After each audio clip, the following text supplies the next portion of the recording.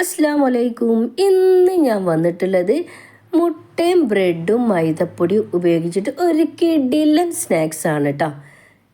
നമുക്കൊന്ന് ഉണ്ടാക്കി നോക്കിയാലോ. ഇതിലേക്ക് വേണ്ടത് ബീഫാണ് കേട്ടോ. ചിക്കനായിട്ട് ഉണ്ടാക്കാം. ഞാൻ ബീഫായിട്ടാണ് ഉണ്ടാക്കിയിട്ടുള്ളത്. മുളക് പൊടി, മഞ്ഞൾപ്പൊടി, മല്ലിപ്പൊടി, ഉപ്പ്, ഗരം മസാലപ്പൊടി, വലിയ ഉള്ളി, തക്കാളി, പച്ചമുളക്, ഇഞ്ചി, വെളുത്തുള്ളി പേസ്റ്റ് ഇതൊക്കെ കൂടി ഇട്ടിട്ട് വേവിച്ചെടുത്തിട്ടുള്ള ബീഫ് ക്രഷ് ചെയ്തെടുത്തിട്ടുള്ളതാണത് കേട്ടോ. ഇനി നമുക്ക് ഇതിലേക്ക് വേണ്ടത് 2 വലിയ ഉള്ളിയും തക്കാളി, പച്ചമുളക്, ഇഞ്ചി, വെളുത്തുള്ളി പേസ്റ്റ്. ഇനി ഇതൊക്കെയാണ് എനിക്ക് വേണ്ടത്. പിന്നെ ഒരു ഇൻഗ്രീഡിയൻസും കൂടി ആവശ്യമുണ്ട്, മൈദമാവ് കേട്ടോ. ഞാനൊരു 3 കപ്പ് മൈദമാവ് ഇവിടെ എടുത്തിട്ടുണ്ട്. ഒരു മാവ് രൂപത്തിലാക്കിയെടുക്കാൻ വേണ്ടിയിട്ടാണ് കേട്ടോ, അത് കോട്ട് ചെയ്യാൻ വേണ്ടിയിട്ട്. ഇനി ഇതിലേക്ക് പാകത്തിന് ഒരു പിഞ്ച് ഉപ്പിട്ട് കൊടുക്കണം. ഇനി അതൊരു മാവ് രൂപത്തിൽ കുഴച്ചെടുക്കാൻ വേണ്ടിയിട്ട് നമ്മൾ ലേശം വെള്ളം ഒഴിച്ചിട്ട്, സാധാരണ നോർമൽ വാട്ടറാണ് കേട്ടോ ഉപയോഗിച്ചിട്ട് നല്ല ഒന്നങ്ങാണ്ട് കുഴച്ചെടുക്കുകയാണ് ചെയ്യുന്നത്. ഏകദേശം ഇതാ ഈ പരുവത്തിലാണ് കേട്ടോ മാവ് വേണ്ടത്. എന്നാൽ നല്ല ലൂസാവാനും പാടില്ല, എന്നാൽ കട്ടിയാവാനും പാടില്ല. ഇനി ഒരു പാൻ അടുപ്പത്ത് വെച്ചിട്ട് ചൂടായി വരുന്ന സമയത്ത് എണ്ണ ഒഴിച്ചു കൊടുക്കുക. വലിയ ഉള്ളി ഇട്ട് കൊടുക്കട്ടോ. അതൊന്നാണ്ട് വഴറ്റിയെടുക്കുകയാണ് ചെയ്യുന്നത്. ഇത് പെട്ടെന്ന് വെന്ത് കിട്ടാൻ വേണ്ടിയിട്ട് ഞാനിതാ ഇതിലേക്ക് ഒരു പിഞ്ച് ഉപ്പ് ചേർത്ത് കൊടുക്കുന്നുണ്ട് കേട്ടോ. ഉപ്പ് ചേർത്താൽ പെട്ടെന്ന് വാടി കിട്ടും, അതിനാണ്.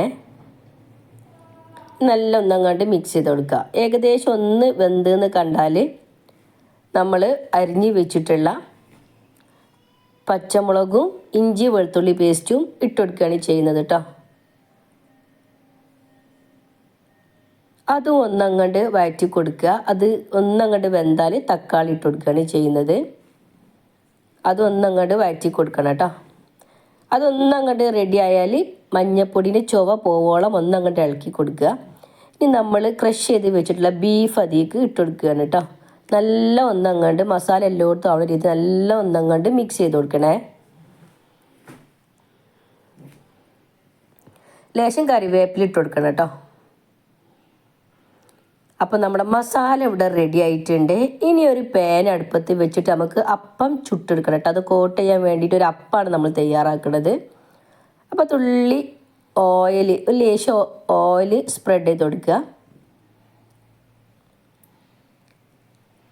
ഇനി നമ്മുടെ ബാറ്റർ മൈദമാവ് ഒന്നങ്ങാണ്ട് ഒഴിച്ച് ഒരു സ്പൂൺ ഇട്ടോ ഒരു കയ്യിൽ ഒഴിച്ചു കൊടുത്തിട്ട് ഇതേപോലെ ഒന്നങ്ങാണ്ട് പരത്തി കൊടുക്കണം കേട്ടോ. അപ്പോൾ നമ്മുടെ കോട്ടിങ്ങിനുള്ളത് റെഡി ആയിട്ടുണ്ട്. ഇനി അത് വെന്താൽ നമ്മുടെ മസാല അതിൽ ഇട്ടുകൊടുക്കുകയാണ് കേട്ടോ. ഞാൻ നിങ്ങൾക്ക് ഇങ്ങനെ കാണാൻ പറ്റും, ഞാനിങ്ങനെ മാറ്റിയിട്ടൊന്ന് കാണിച്ചു തരാം കേട്ടോ. ഇതാ ഞാനിതൊരു പ്ലേറ്റിലേക്ക് വെച്ചിട്ടുണ്ട്. അതെങ്ങനെ കോട്ടിങ് തയ്യാറാക്കണമെന്ന് അറിയാൻ വേണ്ടിയിട്ടാണ്. മസാല ഇതുപോലെ ഇട്ട് കൊടുക്കണം കേട്ടോ. ഇനി ഇത് 2 സൈഡിലേക്ക് ഒന്നങ്ങാണ്ട് മടക്കി കൊടുക്കുകയാണ്. ഒന്ന് റോളാക്കി എടുക്കുകയാണ് ചെയ്യണത് കേട്ടോ. കണ്ടില്ലേ, ഇതുപോലെ റോളാക്കി എടുക്കുകയാണ്. അങ്ങനെ എല്ലാതും ഇതേപോലെ റോളാക്കി എടുക്കുക കേട്ടോ. ഇനി നമുക്ക് ഇതിലേക്ക് വേണ്ടത് ബ്രെഡ് പൊടിച്ചത്. ബ്രെഡാണ് കേട്ടോ, റിസ്ക് പൊടിയല്ല, ബ്രെഡാണ്. പിന്നെ മുട്ട വേണം. നമ്മുടെ ഉണ്ടാക്കി വെച്ചിട്ടുള്ളത് ഒന്നങ്ങോട്ട് മുട്ടയിൽ മുക്കി കൊടുക്കുക. നമ്മളെ ബ്രെഡിൽ ഒന്നങ്ങോട്ട് മുക്കി കൊടുക്കുക കേട്ടോ. അങ്ങനെ എല്ലാതും ഇതേപോലെ ഉണ്ടാക്കുക. ഇനി ഒരു പാൻ അടുപ്പത്ത് വെച്ചിട്ട് എണ്ണ ചൂടായി വരുന്ന സമയത്ത് ഇതാ നമ്മളെ സ്നാക്സുകളൊക്കെ അതിലിട്ടിട്ട് ഒന്നാണ്ട് പൊരിച്ചെടുക്കണം കേട്ടോ. ഇതാ ഏകദേശം ഈ പരുവായി കഴിഞ്ഞാൽ എല്ലാതും മറിച്ചിട്ട് കൊടുക്കുക കേട്ടോ. അപ്പോൾ നമ്മളെ സ്നാക്സ് ഇവിടെ റെഡി ആയിട്ടുണ്ട് കേട്ടോ.